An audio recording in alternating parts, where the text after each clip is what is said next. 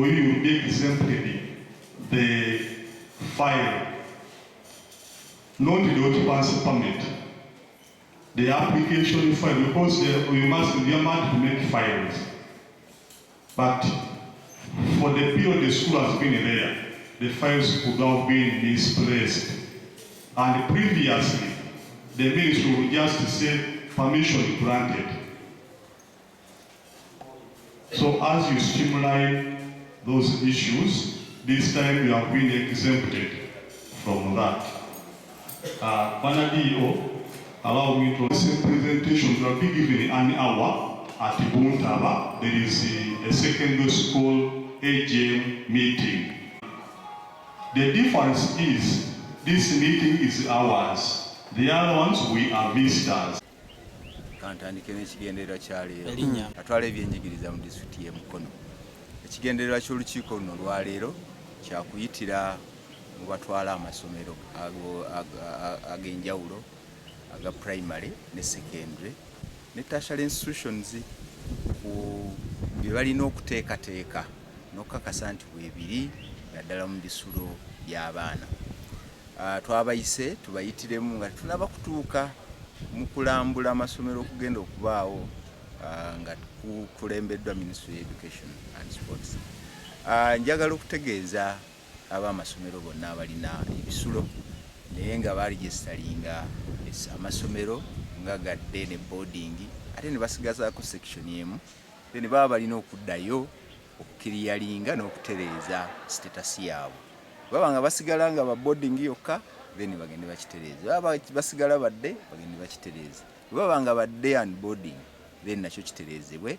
Tube nga tulina abaana abadde ate n'aba boarding tubalina. Njagala okulabula abakulu b'amasomero abateekateeka ebisulo ebyekimpatiira ebitaliiyo tebirina bisaanyizo naye ate ne baddira abaana bagende bafunenga ekyeggulo ewaka. Ekyo kikyamu. Abaana tebalina kutambula mu makubo akawungeezi bagenda kunona mmere n'okudda ku masomero. Ebisulo babiveeko, abaana basigale nga badde very comfortable ewaka, basomerenga ewaka okusinga okubatambuzanga mu makubo. Bulabe makubo mbeeramu accidents ziba nnyingi, abaana basobola okufuna accident. Ekyokubiri, abaana baffe naddala abawala bayinza okutataganyizibwa abantu abayinza obbakolako obulabe obw'enjawulo. Ekyokusatu, abaana bwe batuuka ewaka baba bakooyi ate bakomawo ku ssomero nti bazze kusoma ate nga bakooye dda batenda otuuka ku ssomero nga babaka bwebasika tekibasuza ku masomero ate bagende eka bano n'emmere kiba tekikyakolamu. Olwekyo tubasuubira abaana tebabazaayo waka kubanga ebisulo weebiri abaana balina kusigala ku ssomero nga basoma. Enteekateeka ze tulina tuzisimbula mu nteekateeka ya UNEB kulaba nti abo bonna abanyigira mu nzoogu babonerezebwa. Naye ate ffe nga district naffe twongerako okubuulira abasomesa baffe naddala abakuuma ebibuuzo obutenyigira muze gwa kuba bibuuzo. Naye ate ne twongerako n'abaana bennyini bwe tuba nga tuli mu briefing ba inspector bagenda basensitizinga abaana mu muzoogo gw'okuba ebibuuzo. Poliisi yaffe mu gavumenti omusomesa yenna yenyigira mu kubba ebibuuzo ng'ebyo tumukwasa akakiiko akavunaanyizibwa ku by'empisa mu disitulikiti aka rewards and sanctions ne kamuvunaana era bwe kaba kalabye nga omusomesa ono takyagwanira kamusindika mu DSC District Service Commission n'abuweebwa ekibonerezo. So tufuba nnyo okulaba nga abasomesa baffe tubannyonnyola era tubabuulira akabi akali mu kubba ebibuuzo.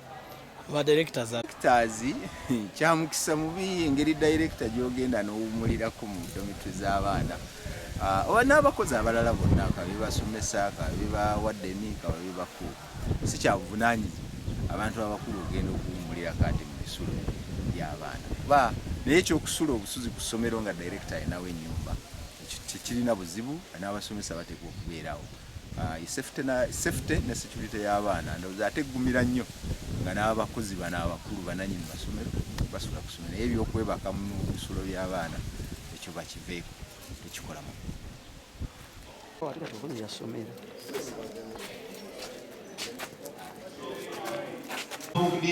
building plan. Check on that, approved building plan. Does it have an up-to-date daily dormitory register? We've been moving to schools, and when we come across a boarding section, when you enter inside there, the matron does not have the daily dormitory register. This is a copy, hard copy, but I will share with you the soft copy. It has about 30-something pages, and Leo was talking about the indicators. The indicators are 13.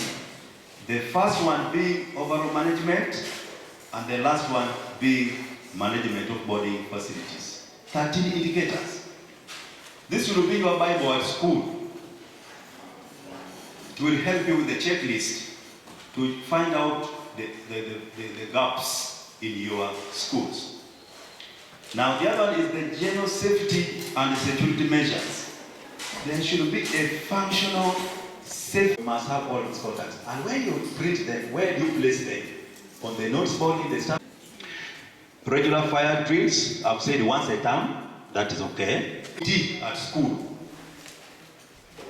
Now, in all schools, you will find that there is this teacher who knows all the corners in the school. Am I right? Yeah, this particular teacher knows all day. Even knows who came yesterday and who came last year. He can almost tell who will come tomorrow. Those are the criteria which you would consider when selecting the chairperson of the security committee. Of course, in the PTA or school management committee, you will also have a committee that deals with security and maybe safety. But at school level, you say teacher so and so, you are the chairperson. They can even elect themselves. And then so and so and so can be the members. Now I know when you have a boarding facility, there are functions like a visitation. When that's the other side. Appropriate single and double can be pushed through the system for how many years? 7.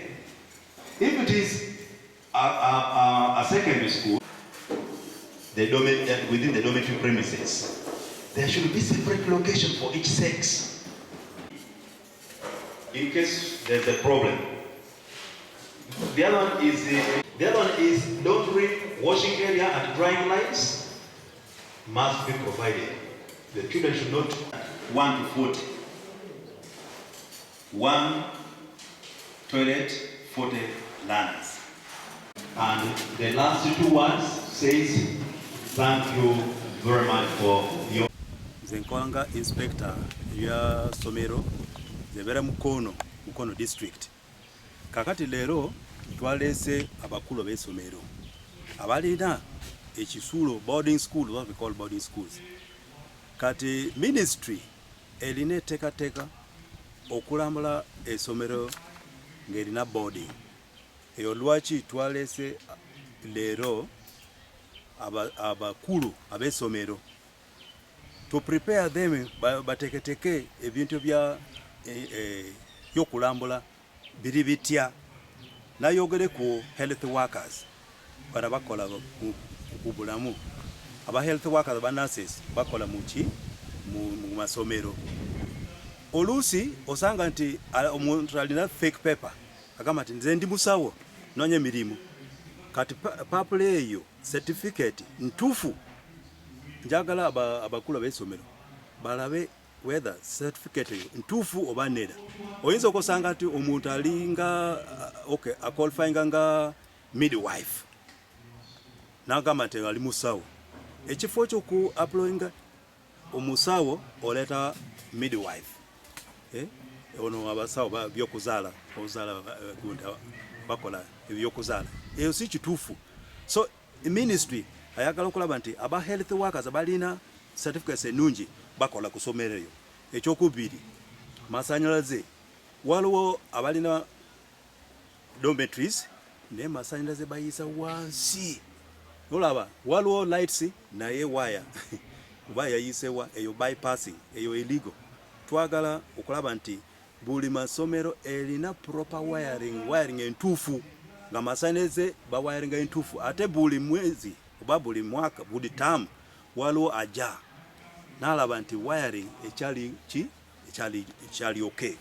Nayogere ku emmere waliwo abalina ekisulo essomero ekisulo boarding schools naye mu kisulo eyo headmaster yagula mmere buli lunaku nga taliyo ku ssomero abaana tebalya. Twagala buli masomero ebeere ne emmere eziwera ate sitowa gye bakola ki gye bateekamu emmere eyo zibeere sitowa ng'ennungi talina emmese bakola ki bakola fumigation buli ki talina ebiyenje nga emmere zibeera bulungi nnyo ekifo kyo kulaba nti emmese erya abaana balya mmere emmese erya abaana twagala stores zibeere nungi ate emmere nga ziwera.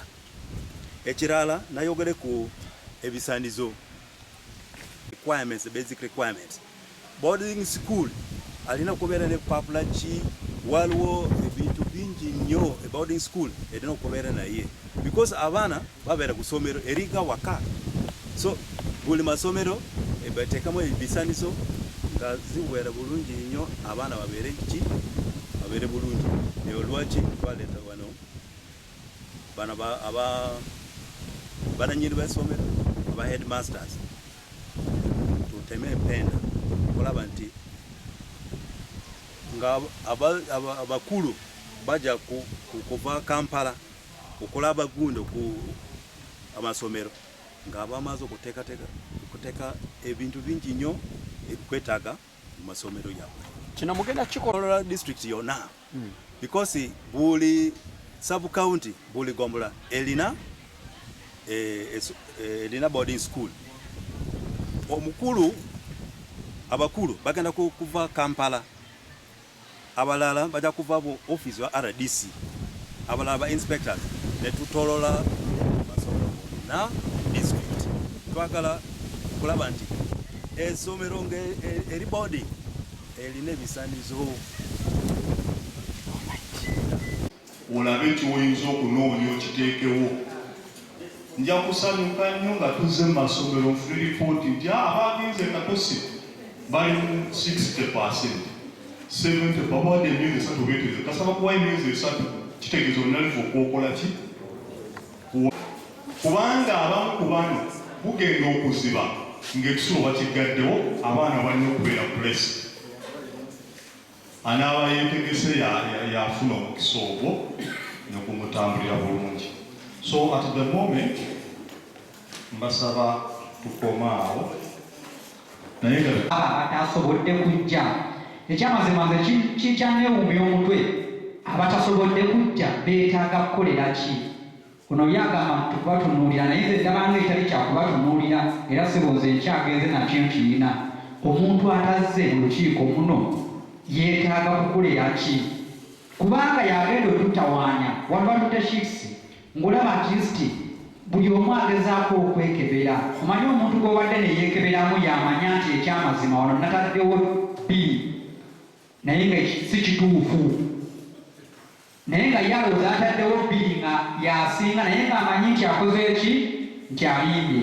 So tubebaza olw'okubeera nti nno muzze musomo guno ate wadde ng'omusomo gubadde gwa boarding section yokka naye tumanyi tukyalina obunafu ne mu areas ki endala. Kozesa omukisa guno mu areas endala naye ogenda okole ki olongoose otereeze tulabe nti n'amasomo gaffe gabeera malungi nnyo n'okulaba nti nno gakulaba.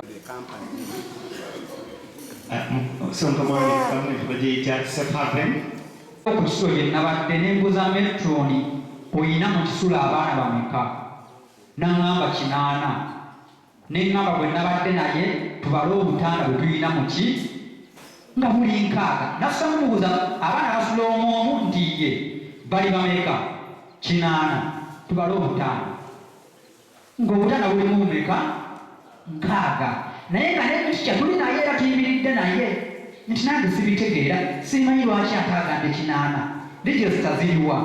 Register okugisanga lwaki eri tikya togendayo okwo naawe n'oyongera n'osayiningamu okulaga nti sayininga okwewona sitampu olage nti naawe wakebedde oba oluvannyuma lwennaku mmeka 2. Lwaki tulinda inspector amale kujja tulyoke tugijjeyo nga gwe ku ssomero kw'oli? So the head teacher mbadde nsaba naffe twanguyizeeko ku ba inspector emirimu ku ssomero lyaffe. Ne inspector najja nayagala n'okukebeza. Waliwo bakwa ku meeting nagamba nayise meeting namba mbabuuze mulina zi lesson plan, mulina scheme ogwa inspector atuuke kweyo extent.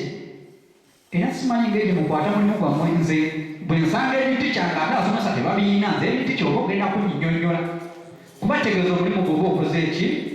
Tuyigirizibwa otuyambe okubikwata.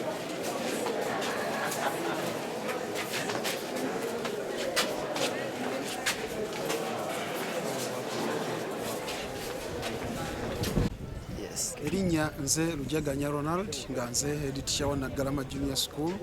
Ndi musanyufu nnyo olwaleero lwa workshop ebadde etegekeddwa okuva ku district mu batutwala mu byensoma. Batuyigiriza ebintu bingi naye ffe nga Bannaggalama Junior School batusanze tuli beeteefuteefu.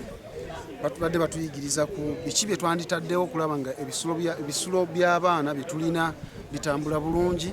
Nteekateeka kye yandibadde eteekebwawo ate era twandikuumye tutya abaana be tulina mu kiso okulaba nga producinga embeera eyandibadde ng'etuviiramu obuzibu. Mu ebyo bakonye ku departments ez'enjawulo ezikola essomero kuba however much ekisulo kirina okutambula naye era kigenda kukolebwa ebintu bingi. Ekisookera ddala how organized is the head teacher ku ssomero waali. Filing y'ebintu bwe bijja bitambula ina obukakafu obulaga nti buli kimu ekiri mu ssomero. Abakozi bayina mu ssomero bali qualified oba bayinawo obumanyirivu kwegyo emirimu egiba gibaweereddwa. Endya y'abaana eyimiridde etya, ensula y'abaana eyimiridde etya. Waba tudiscouraginga okuba nga tusuza abaana ku butanda obuli obusatu naye batwencouraginga okuba nga abaana tubasuza ku katanda akamu oba ku butanda bubiri. Spacing y'omu dormitory eyimiridde etya. Obuyonjo bw'ekitundu mwe tuli abaana bayina basobola okuba nga banaabirako na buli kimu okulaba nga kitambula bulungi nga topaletinga mu masomero. Nolwekyo Tubalindiridde kuba bye boogeddeko byonna ne tuli 100% naye ebisinga at least 90% mwebiri mu ssomero ebitaliimu mwe tugenda okutandikira. Erinnya Honorable Miro Yashiri Mpirito, chairperson w'akakiiko k'ebyenjigiriza Mukono District Council. Twebaza okusooka olw'olukiiko lwateekebwa olwa head teachers okulaba nga tugezaako okutereeza Mukono District Schools. Ekyamazima tufuna okusoomooza kwa maanyi nnyo mu masomero gaffe nti ebiseera ebisinga weesanga nga gali bubi nnyo naddala mu by'entebe naddala mu by'abasomesa n'okusingira ddala mu by'abasomesa kubanga akakiiko akagaba emirimu tekabaddeewo ate era tekannakakasibwa kubanga singa kabaddewo emirimu gyandibadde gitandika okukola. So tukuba omulamu okulaba nga abavunaanyizibwako naddala akakiiko akagaba emirimu aka Service Commission bakateekesa mu nkola tuve mu kuwuliriza abantu. Tufune abasomesa okulaba nga ebyenjigiriza bino byongera okubeera nga bitumbuka mu Mukono District. Mukono District yaserebamuuko ku byenjigiriza okusinza mu mwaka gwa 2022-2023 byaselebamuuko olw'ensonga nti masomero temuli basomesa.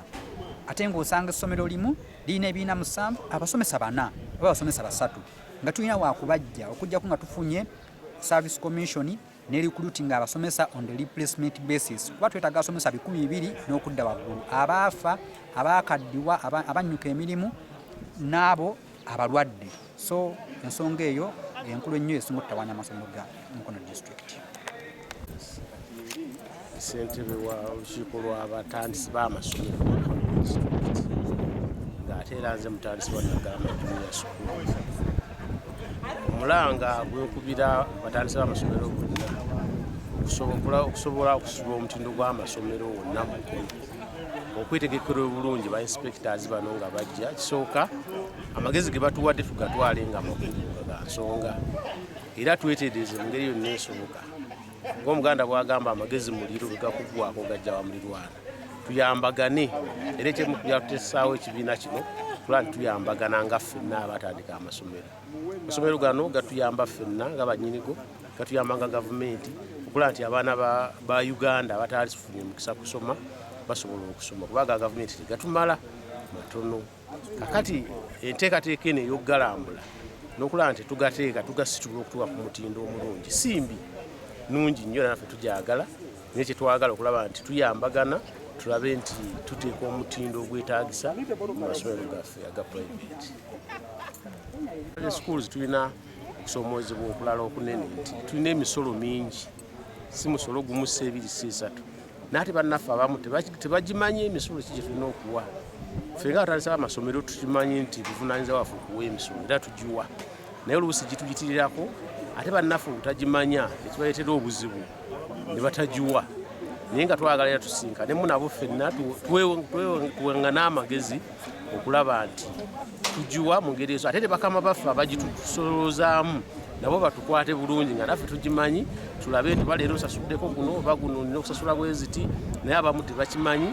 Ate olw'okuba nti kati ekyokulabirako mulimu amasomero agali mu town council, municipal councils, ate egyo gyo giyitirira mingi nnyo, ate nga naffe omulimu gwe tukola era gwa gavumenti, kubeera abaana betusomesa ba gavumenti. Ate nga singa emisolo gino bagitubinika ne giba mingi, era kiyinza ate okuddira omuzadde okusobola okumugyamu ssente ezo ate tuzisasule. Naye nga emisolo tukyagala nnyo era tujja kugiwa, naye twagala tukkiriziganye abagikuŋŋaanya naffe abagiwa, ate ne betugijjamu nabo balema ate kuyisibwa bubi nnyo ensonga eyo. Tubadde n'omusomo nga gubadde mu kutegeeza abakulu b'amasomero ne ba directors mu Mukono district aga primary abalina amasomero agaliko ebisulo, era tubasomesezza ku mutindo gwe balina okuba nagwo okwewala embeera gye tubaddemu ey'omuvuyo, era nga tweteekerateekera okulambula okugenda okuba mu ennaku z'omwezi 24 paka nga 28 okukulembeddwamu Directorate of Educational Standards, nga mu byo tusuubira n'ebisulo ebimu bijja kuggalwa olw'embeera embi ebibaddemu. Naye ffe tubasomesezza mu ngeri eya ekijjoomanyi kinyaga bitono basobole okuba nga beetegese ekimala.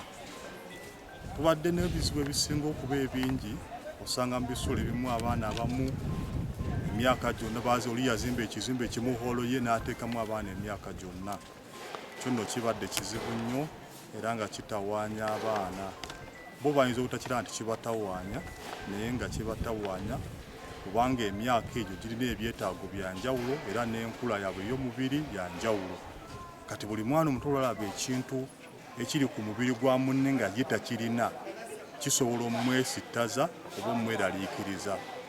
Kati nga tubasaba okola amasomero okwewala okwesittaza abaana abo nga beesittaza banaabwe n'okukabazibwa bannaabwe, tulina okubateeka mu myaka gyabwe nga basula okusinziira ku myaka gyabwe n'obwetaavu bwabwe mu ndowooza ne mu mubiri mu nkula yaabwe. So y'embeera eyo eriwo, naye ebyo ng'obitadde ku mabbali era nga bwe nayogera tukyalina okusoomoozebwa okwa abakulu amasomero n'abasomesa okusinga kati abeebulankanya. Naye ffe bayambibwako nnyo ba immediate supervisors be bakulu b'amasomero, kubanga abamu tebatuwa mawulire mu budde bwetaagisa.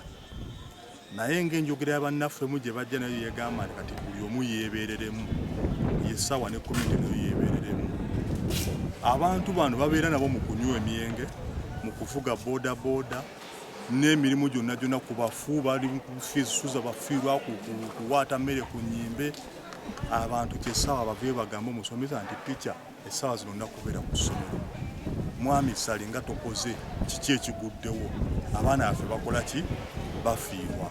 Then bw'alemerako ennyo mbulyoke nabo community nayo etuuse ekiseera etubuulire butereevu. Ero lina kifunye ddala community emu eyaze butereevu ne baloopa kyono omusomesa tabeerawo. Namaze dda okuwandiikira omukulu w'essomero atutegeeze lwaki omusomesa oyo tabeerawo ate nga ye asirise buki? Busirisika. Kati y'embeera eyo gye tulimu. Buli muntu alina okusitukiramu tukwatire wamu kino ekigenge kyamala okujja. Maybe ensimbi ze tuwa zigenze zikyewa oba ebizibu bibayinze, abamu beewoza amalooni mangi nga tebasobola kuyimirirawo kati na musala gwokka gwe tubawa kubanga baagulya dda mu maaso. Nolwekyo okubira omulango bannabyabufuzi abatuuze bonna tubenga abali mu kkuba enduulu wolololo kizibu kigudde saali wuno tasomesezza osanga nabo banaabeero, naye ekisinga mu byonna n'oyo atasomesezza yeegatta nabo. Abamu bavuga bodaboda banywa emyenge nga bali ku nsuwa y'emu. Naye ng'atono erabidde nti ono gwanywa naye omwenge yandibadde agenza okusomesa abaana be.